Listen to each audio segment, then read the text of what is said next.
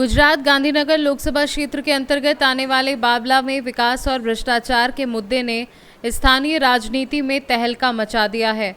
जिला भाजपा युवा मोर्चा के जिग्नेश पंड्या ने केंद्रीय गृह मंत्री अमित शाह को एक पत्र लिखकर सनसनीखेज आरोप लगाए हैं।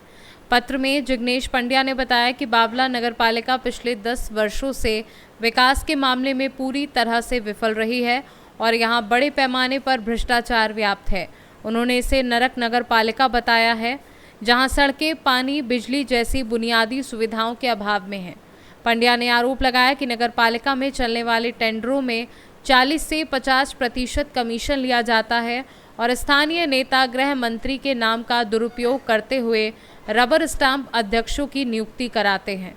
इसके अलावा ज़मीनी स्तर के कार्यकर्ताओं और आम जनता की आवाज़ दबा दी जाती है।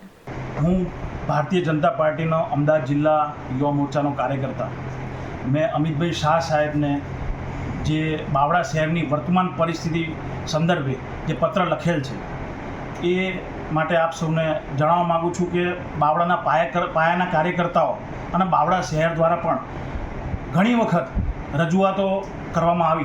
तालुका लेवल थी जिला में प्रदेश लेवले घणी रजूआतो करवामां आवी, परंतु वर्तमान धारासभ्य अने अमुक बनी बैठेला वहीवटदारों द्वारा ये रजूआतने दबाववामां आवी अने अमारी कोईपण जग्याए रजूआत सांभळवामां ना आवी।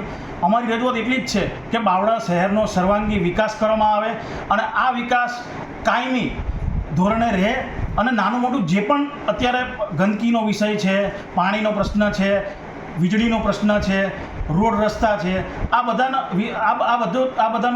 निराकरण आवे एना माटे अमारी रजूआत है। तो अमारी आ रजूआत ने ध्यान में लेवामां आवे एवी अमारी अभ्यर्थना है और अमित भाई शाह साहेब ने अमारी विनंती है कि आप साहेब श्री बावड़ा शहर की अंदर रोड शो करो तो आनु कदाच तमे आववाथी आनु निराकरण थाय।